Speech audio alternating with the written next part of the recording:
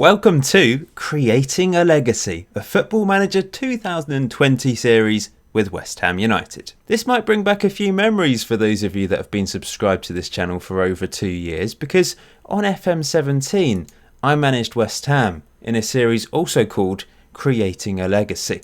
West Ham, the team I support, the team I try to support because they make it damn impossible at times. Over the last few years, it's been a bit of a joke, hasn't it? Since we moved to London Stadium, we were meant to be a better club. We were meant to sign better players. We were meant to go to the next level. We were meant to create a legacy. The Olympics of 2012 seems like a long time ago, doesn't it? West Ham were meant to take this stadium on and create a legacy, a footballing legacy, but it hasn't happened. And I was hoping it would have happened since my last series on Football Manager 2017, but that hasn't happened either. I was very successful in the last series, in Series 1, and I'm hoping to replicate that, if not better that, in Series 2. Now, this series will be of a similar vein to the first series, so for those of you that didn't watch that, this is going to be kind of an update series. There's going to be 2 videos every single season. There's going to be a video at the end of the first half of the season, so after 19 games played in the Premier League, and there's going to be a video at the end of each season. So this isn't going to be a traditional Let's Play series. Episodes will be uploaded sporadically when I get the chance, basically, because of course I have to play through half a season before recording a video. But I'm looking forward to this style of video because it's been a long time since I just sat down and played Football Manager without kind of worrying about the next video, not having to play 5 games and then record and then play another 5 games and record and edit like multiple videos, etc. So yeah, these videos will not be uploaded daily. There might be weeks between certain videos. But I hope you're looking forward to it nonetheless. A lot of people enjoyed this style last time. There's no face cam. It's just sitting back, relaxing, watching someone talk about their save. Listen to them talk about their save file, basically. So hopefully you enjoy the style. I'm just showing you some key players in the West Ham squad. We've got some injury-prone players. We always do. It's probably going to be another injury-hit season. But hopefully I can escape from the reality of supporting West Ham, dive into this parallel universe and control a team that I do love, and hopefully can control it a lot better than previous managers in recent years. I've put together a few different tactics which I'll show you at the half season update, depending on which tactics I end up using. We do have a good team, and I've already made a couple signings. Obviously most of these signings here are the real life signings, but since July I have been able to sign 3 more players, 2 of which are my signings, 1 of which is the head of youth development signing. So the first one is a bit of a Football Manager wonder kid, Ezequiel Palacios, who's already got 2 caps for Argentina. So he is a well-known player, but he can turn into an exceptionally gifted player. So I just had to sign him. I know we've got quite a few similar players. We've got Lanzini, Fornals, Wilshere, and now Palacios. We're a bit overloaded in that particular central midfield, attacking midfield position. But I just felt like I had to get him. I've never signed him, and I really wanted to. The next one was my head of youth development signing. I've allowed him to have a bit of free reign over who he signs. I do have the final say on the transfer, but the next one was Tyrell Warren. And lastly, Jonathan Gonzalez, who I intended to be a backup for Declan Rice. Unfortunately, he couldn't get a work permit, so I have actually already loaned him out to, I don't think they're called Pablo Ferreira, are they? But the Portuguese team. And hopefully he'll get lots of game time over there and improve as a player, and then come back next season. Hopefully we can get a work permit, and then he can be back up for Declan Rice. That's the plan anyways. He's the same age as Declan Rice. He's a Mexican international, and he can just sit there in defensive midfield and do a job. I have loaned out a few players, as you can see here. So anyone from this point onwards. Actually, most of them have been loans. Joe Powell, did I loan him out? I don't know. I can't really remember. But the key thing here is I have managed to sell Carlos Sanchez, which is a bit of a miracle because I didn't think I'd be able to get anything for him. He's a player that came in last year for £3.9 million according to the game. He got injured, and when he did play, he was pretty awful. But somehow I convinced a team from Saudi Arabia to take him off my hands for £3.5 million. So he might be quite good on the game, I don't know, but he's old and I don't really like him, so I just got rid of him basically. Of course, there's a couple new features on FM20. We've got the club vision, so this is kind of what the board expect me to do. They expect me to play attacking football. They don't want me to sign players over the age of 30, basically because David Sullivan, one of the owners, signed multiple old players in the last few years, and he's realised he made a mistake, so we need to focus on signing young players. We've also got the development centre, which does contain the youth team, which you can see here. There's a few of the first team players in here because I've selected them to play for the youth team. But yeah, there's a bit of potential in this team. Cardoso, I've moved to the first team squad, has really good potential. Only 18 years old, really promising centre-back. But there's a few others with a little bit of potential that might go on to good things. I mean, Dean Garner on loan at West Brom, really like the look of him. Ajibola Elise, who's on loan at Accrington Stanley, is a really good centre-back as well.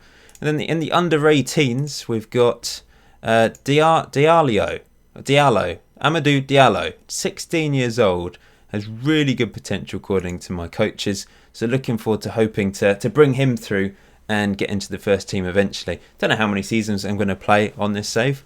We'll just take it as it comes. So then, we're expected to finish 10th in a few seconds. We'll be in December 2019. Hopefully I'll be at least 10th or higher. Let's go. I'm not going to lie, I'm finding Football Manager 2020 really easy. I've not played a huge amount, but with Red Bull Salzburg, I was unstoppable. And now with West Ham at the halfway point of the first season, I'm in third place, only 2 points off top spot Man United, the team that we've lost against, the only team that we have lost against this season. I don't know how I've done it. We got off to an average start, 1-1 draw against Wolves away from home, that's alright. Then a 2-1 defeat against Man United at home. But since then, unbeaten. We're through to the semi-final of the Carabao Cup as well, after thrashing Crystal Palace 4-0 in the quarter-final. There's been some miraculous performances, some solid performances, lots of 1-0s, 2-0s in here. A really good 2-2 draw away from home against Liverpool, and they had to wait until the 94th minute to get an equaliser there. We went on quite a few games in a row of managing to achieve a clean sheet, one of which was beating Man City 1-0, thanks to a free kick goal from Lanzini, who has been a revelation in central midfield for me. He's not even playing attacking midfield, he's playing central midfield, and he has been unbelievably good for us. Continued to win games here, as you can see, lots of 2-0s in there. Then a 2-2 away draw against Spurs. Then another 2-0, 2-0, 3-1 win against Leicester, really good away win. A 1-0 win at home against Chelsea, once again thanks to Lanzini. And then a 2-2 draw at home against Arsenal. Lanzini with both goals, the second of which is quite Messi-esque. Look at this run. He kept going. What a goal. What a goal. That put us 2-1 up. They had to wait till the 95th minute to break our hearts and get an equaliser. If we'd held on against Liverpool and Arsenal, we would be top of the table. I just don't really understand how we have done it. But we have. We're third in the table. Lanzini's the second best player this season in terms of average ratings. Fabianski's kept the most clean sheets. If we look at the squad as a whole, Haller's top goal scorer for us with 9 goals. He's been good. Scored a hat-trick against Palace in the Carabao Cup. Lanzini with 7, Anderson with 6. Assists-wise, Yarmolenko's got 5, but he's also scored 5 goals. He's played well, despite having injury issues.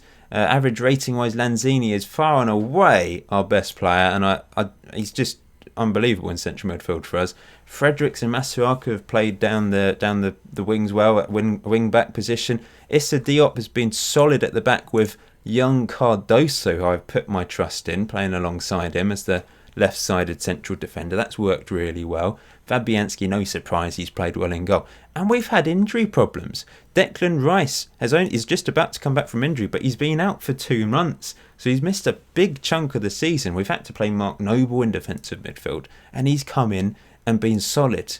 He's been really good as a half-back for us. Yarmolenko's had injuries, as I said. Welsh's predictably been injured. Lots of players have been injured. It's the West Ham way, but we've made do. At the moment, because of Yarmolenko being out, I've put Felipe Anderson on the right. Antonio's also been out for a long time, by the way.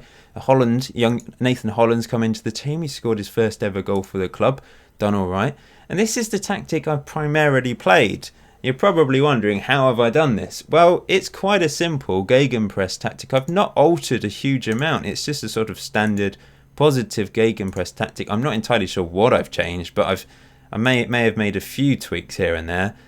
Maybe be more expressive, I can't remember. But I think what has made a big difference, particularly for Lanzini, is giving him the ability to roam from position, dribble more, ease off tackles. It's just enhanced the way he plays. Like, it's made the most of his positive attributes.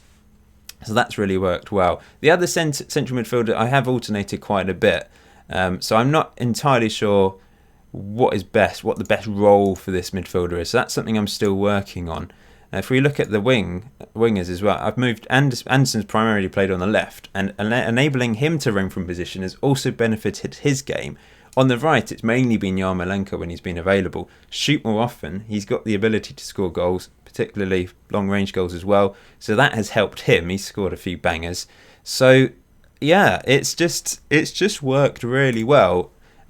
Away from home against the big teams like Liverpool and Spurs, I went with a 4-4-2 counter. It worked well. We almost beat both of them. Ignore the positions. Obviously, Noble didn't play up front for that, but that's what I've been using away from home against the bigger teams. The one game I did lose was my was against Man United, and it was using my third tactic. In that second game, I've got this, it's called West Ham Weird. I thought, we've got so many attacking midfielders, Fornals, Lanzini, Palacios, etc. Let's make the most of them and have like 5 central midfielders essentially. We did go 1-0 up early on, and I was feeling positive about it, but we lost, and I've not used it since for the simple reason that we lost that game. But maybe it's something we can utilise in the future. I don't know, but my tactic with wingers, formation that West Ham tend to use in real life unsuccessfully, has been really successful for me. I think Gegenpress is just really good on FM20, to be honest. It just works really well. So that is the first half of the season. The board are obviously pleased with me, primarily. I mean, they're pleased with my attacking football. They're disappointed that I haven't signed players under the age of 22, even though I have. I've signed 2 players under the age of 22, but not high reputation, I suppose. Everything else has been pretty good. Managed performance A+.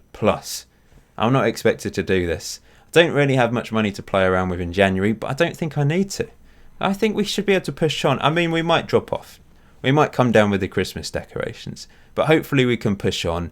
It'd be great if we can win the Carabao Cup, but getting past Chelsea might be a bit tricky. However, having said that, we've beaten them. We've beaten most teams apart from Man United. And hopefully we can, if we can qualify for the Champions League in the first season, that would be sensational. Obviously the players are really happy as well, enjoying life at the club, as you can see here. Apart from a few players that maybe aren't playing, such as Creswell. Roberto, I haven't mentioned him, but obviously he has been terrible in real life, which is why I've restricted him to a couple Carabao Cup games. He's not a bad keeper on the game. It's just in real life he's been terrible, which has made me not want to play him, really. I love the fact that I'm bringing through young players as well. Of course, Declan Rice is injured, which is unfortunate. But Cardoso playing alongside Diop, so a 19-year-old alongside a 22-year-old. I think that's great. Holland has obviously played quite a bit. Ajeti's not been bad off the bench. He's got 3 goals in the league and a goal in the Carabao Cup as well, which is much better than in real life. So, yeah, Palacios has played as well. Played a few games. He's not been amazing, but he's progressing, he's improving. So it's been a very good first half to the season, and I think we will end it there. Thank you for watching episode 1. Episode 2 will be the end of season 1, and hopefully we'll have qualified for the Champions League and perhaps won a cup as well. But there's still a long way to go. It could all change in the second half of the season, of course. But I'm going to do my best. Until next time, enjoy FM20. Enjoy the rest of your day. I'll see you very soon.